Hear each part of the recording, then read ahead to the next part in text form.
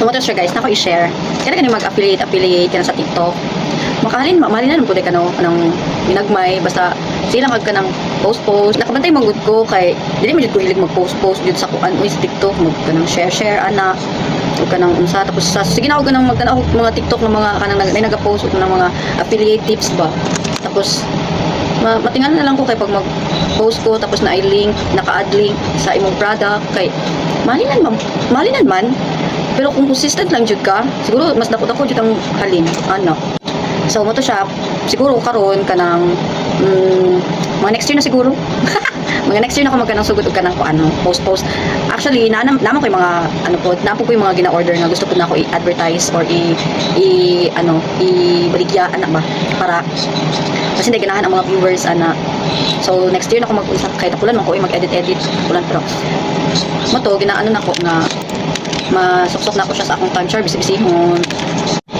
So basta mao to siya pag kanang consistent lang mo magsige post, tapos i-add niyo sa my day ninyo or i-my day ninyo ang inyong gina-advertise na product, kay mahalinan jud mo.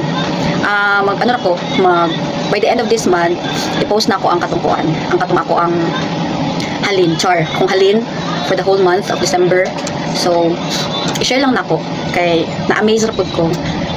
Mas ganahan ko sa TikTok mag-affiliate kay feeling nako sa ako alang na experience, feeling nako kung sa TikTok mag-affiliate manggod kay mas kusog ang kuan, mas kusog ang tendency nimo nga mahalinan ka or kanang ano man god platform man god kanang social media platform man god ang TikTok. So naa jud mga kanang daghan jud viewers ana dili same sa kanang Shopee.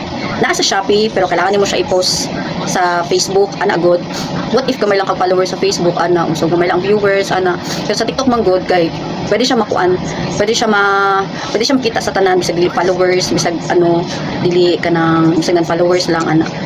So mato siya by the end of this month i-post na ko to ako ang 1 month nga halin karong December puhon. So mo to siya, it's a blessings, bisag mga ginagmay lang na dapat pasalamatan na to ang aking Ginoo kay para na sa Ginoo tanan ang sa atong na-receive, para na sa Ginoo tanan kay wala ang Ginoo, wala po nato, dili po nato na ma-receive ana lang. Be grateful sa bisag unsa nga gamay nga butang nga imong madawat ana. Bye.